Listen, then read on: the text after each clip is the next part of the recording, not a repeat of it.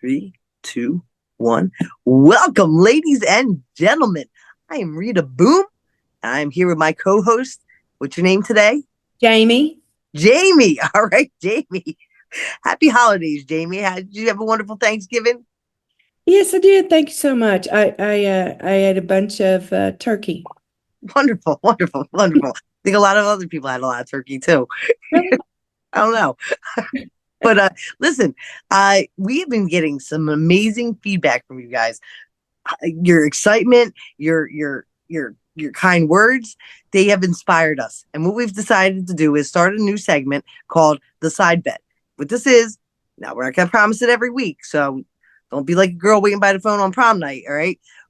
But every once in a while, when we feel a little extra talkative, we're going to bring what we call the Side Bet to you. You want to explain what that is, Jamie? Oh my God, it's such a cute little name that you came up with, Side Bet. We don't want you to side bet now. We want you to come here instead where you can have encouragement and support and a little bit of laugh about it. You know, they say it takes only 8 minutes, 8 minutes for an urge to pass. So just give us this little bit of time.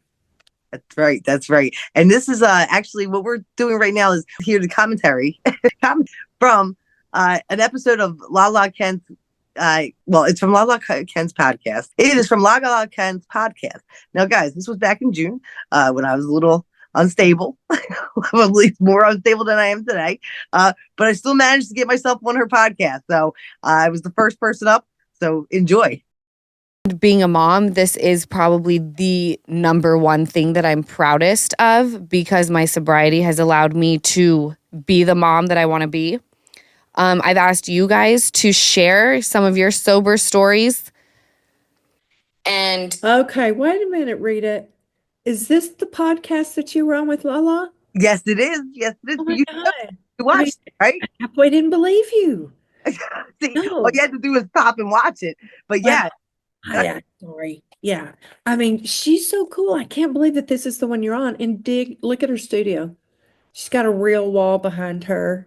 And yeah, all this stuff. I mean, I doubt she's doing anything there, but this is cool. All right, let's do it. Yeah, well, wait a minute, Connie. I thought you told me you watched this, so you should know all about it. I'm compulsive in so many ways. All right, let's go. The proudest thing I've ever done. And I'm grateful for whoever is like feeling comfortable to open up about their sober journey because it is not easy.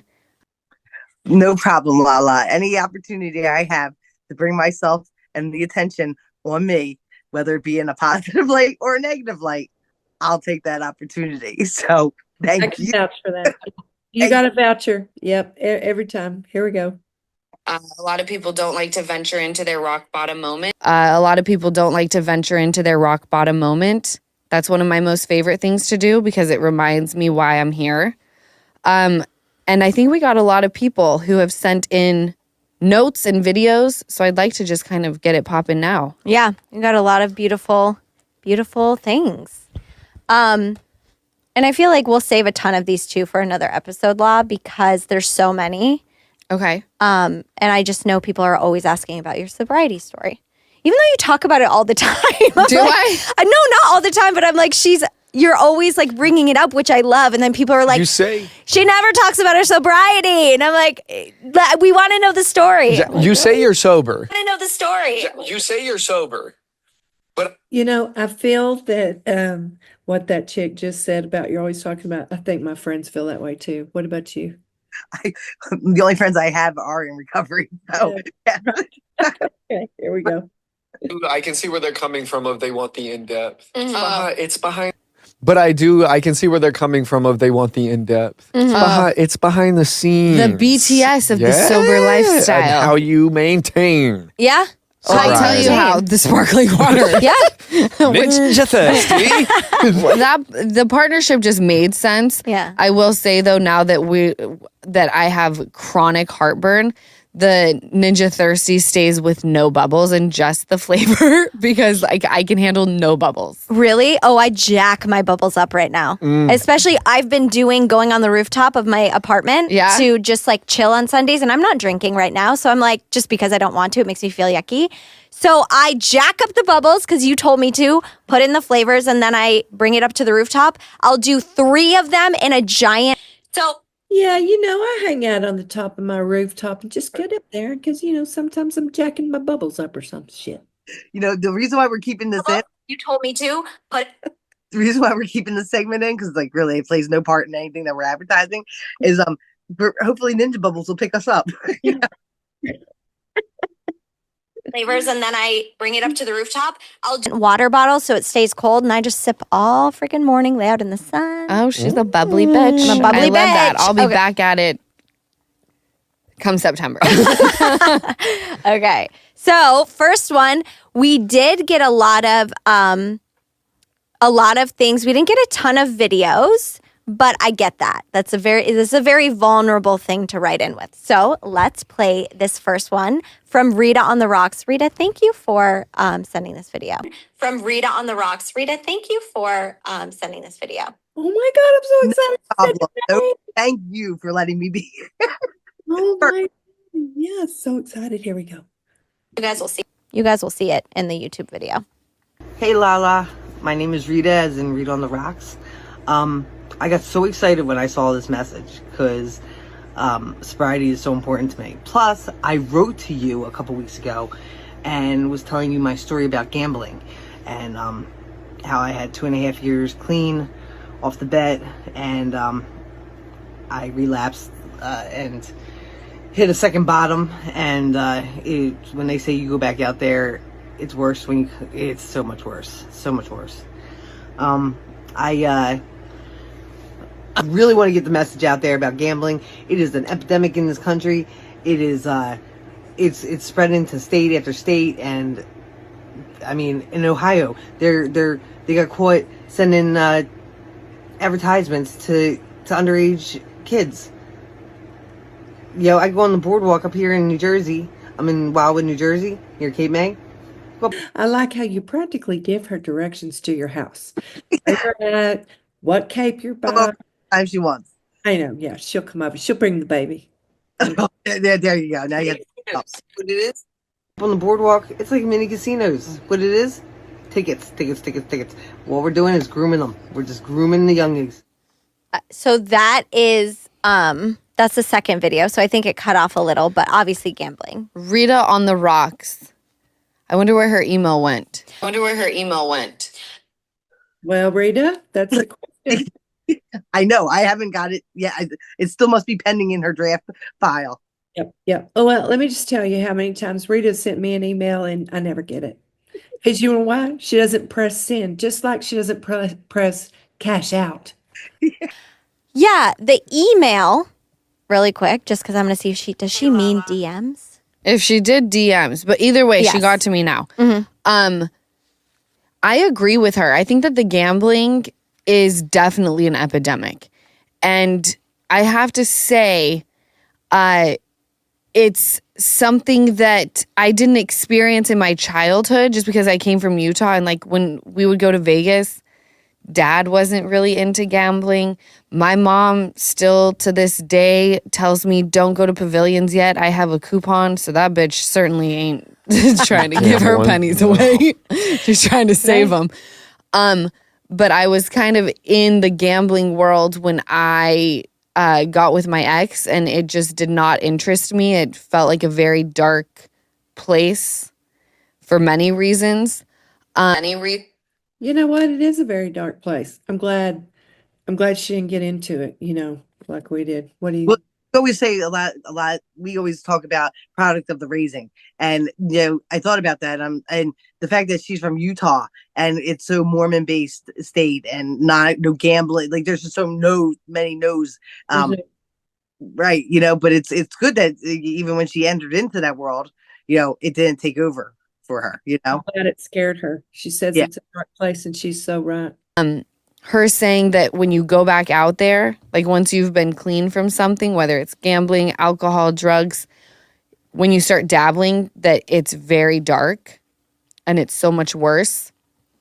I can imagine, because you've reached such a milestone, right, with 2 years, and then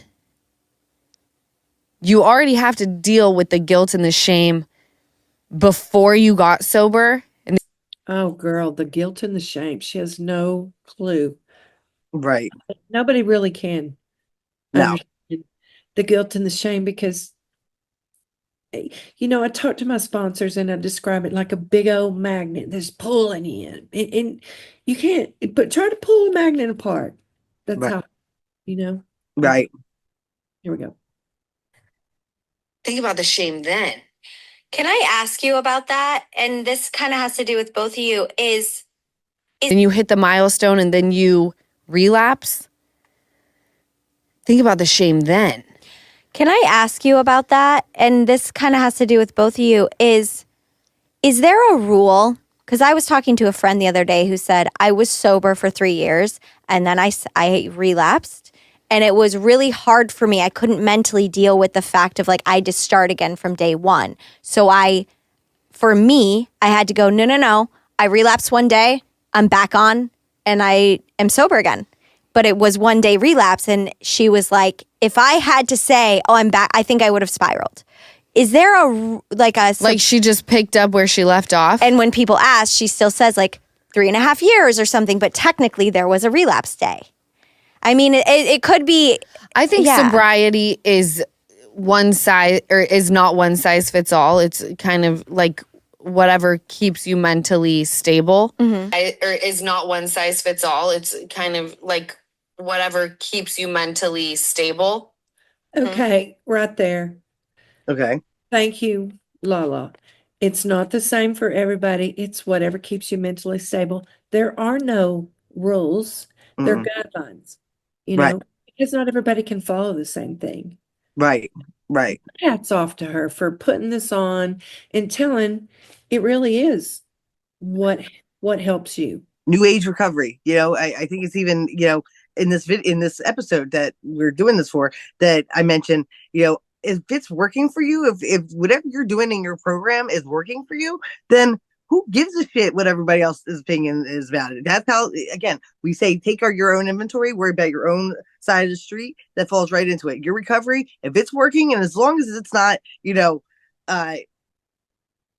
risky, I mean, expensive or hurtful, or believed, or where you see it leading to something that could become a relapse, then do it. Then if it's working, do it.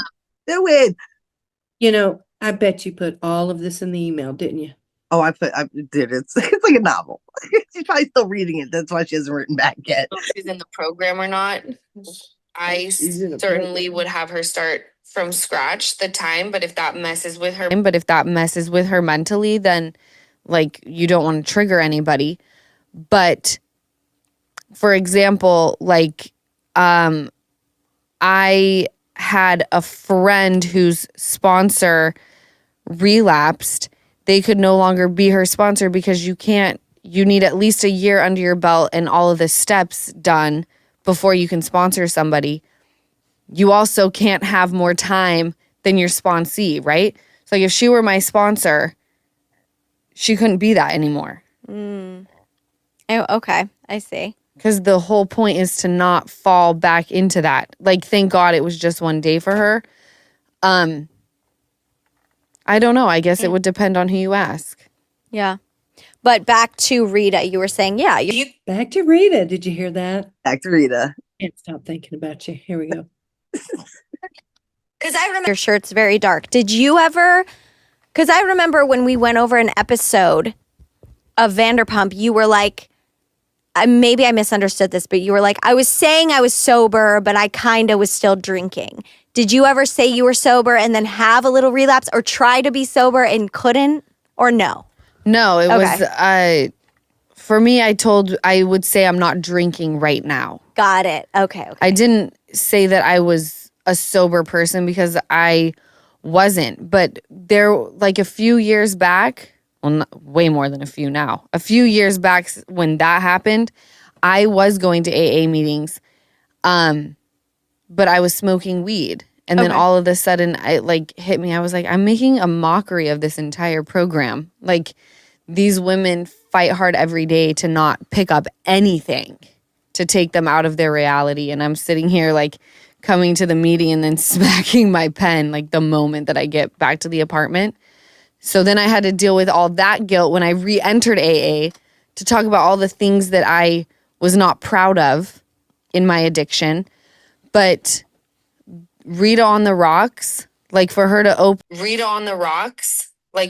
open up about an addiction like that, one that I can't relate to, but I know definitely exists in many people. And I agree, they are sending that shit to the youngins. It's a huge issue. And my mom always said, do you think that the casinos would be this nice and big if people were winning all the time? Yeah, it's so true. Right. So Okay, I got an issue with that right there. I just do, because then it's, my mother told me that too, and I have a brain, but I also have a different personality, I guess. That steps in and clouds their judgment. That's why we do the stupid shit we do. Yes, just when I think that she's got it, she's like, I don't understand it, but I get it. And then she says, but my mom says, mine did too, honey. Right. I had every warning sign and everything just like you did, but you get pulled in. Exactly. So I never, I remember going with my ex and he would give me chips to go gamble. Cash out. Motherfucker, I pocketed that shit. 2 seconds. Right? I knew I wasn't winning more. Yeah. No. Or I would spend, I'll spend a couple hundred and that, 200 and that's it. Once I lose, I'm like, 200? Right? No. If we were to gamble 200, my mom would go, why don't we just put that into investments? I would never. really? Even on slots? I just did it to have fun. $200? Are you crazy? I'm not kidding. Slots. I got $50 out to go play blackjack with Tabgood, and I looked at the $50 and I was like, I don't really need to play that much. I kept it, so I just kept the $50. So I was like, I like it in my hand. Yeah, I can see. Yeah, these people we didn't run into at the casino, we were playing more than that.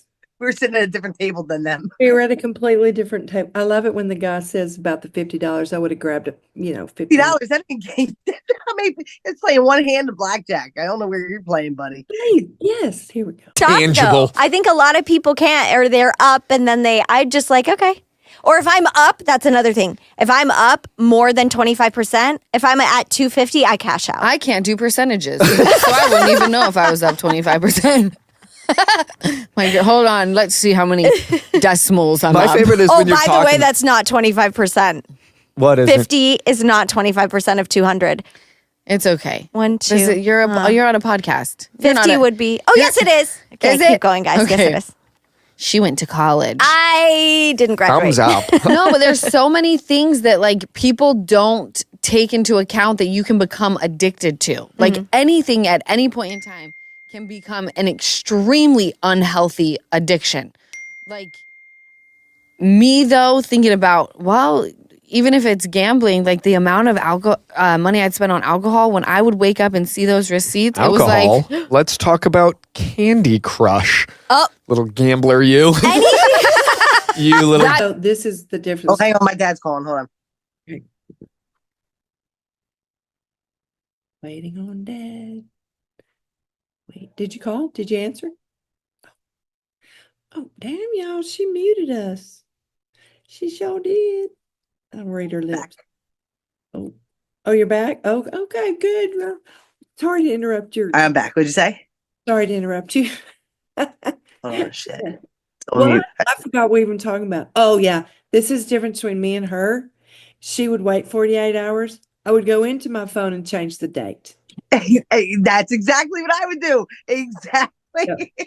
There, go into settings, go under time and date, and fast forward that shit 24 hours. And I think that's addiction right there. Exactly. Got the roles I did not. Okay. Well, this is really good. I really want to say I'm glad that I watched it, and I really like her and her studio and Ninja Juice. Yes, I love Ninja Juice too. And I mean, the filter she's using, if she could just tell me which filter they're using, I can start applying that to one. and maybe we'll Help a better. girl out. Yeah, man. Listen, each podcast is getting better and better. Okay, like there's a team behind me, and that team is Leroy. All right, so I got Wolfie over here. right, exactly. That's our production team. They Our said he production wants to staff. remain anonymous. It's a we'll be especially. I'm gonna bring him on, and you can put him right here. We'll use Wolfie's face one day. Okay. Oh my God, I'm gonna send it to you right now. Guys, Give Them LaLa podcast. I want to say thank you very much for having me on and letting me educate you a little bit on gambling and the how bad it's becoming in this country. And one thing that they say is that out of alcohol, drugs, and gambling is the only one you can't overdose on. So there's money, there's a bet to be made. So yeah, I agree with you. However, it is the number one suicide rate out of all of those that you just mentioned here. And really, the reason that we wanted to come out with this, we joke a lot, but we're very serious. And especially around the holidays, people have a lot of trouble. And so we don't want you to suffer in silence. Rita, will you give them the way they can contact us? Oh, absolutely. You can contact us at recoveryritab@gmail.com, or you can reach out to 1-800-GAMBLER and talk to maybe a little bit more skilled professionals, depending on the prices or the mood that you're in. But hey, listen, we're here for you, and we're gonna make sure that we have these episodes available for anybody who's interested in learning about the recovery side of gambling. And remember, if you're in recovery, do whatever it takes. Whatever it takes. Whatever it takes. Boom. The end. Bye. What's up, guys? It's Rita Boom here, just telling you, if you enjoyed this podcast, get on there and leave some comments, all right? Whether you liked it, you didn't like it, if it's good enough of a comment, we're going to read it online. Know why? Because it helps our algorithm. That way we don't have to charge anybody anything crazy like that. So, again, leave the comments, we'll read them online, and boom, boom, boom! Don't place a bet today, okay? All right.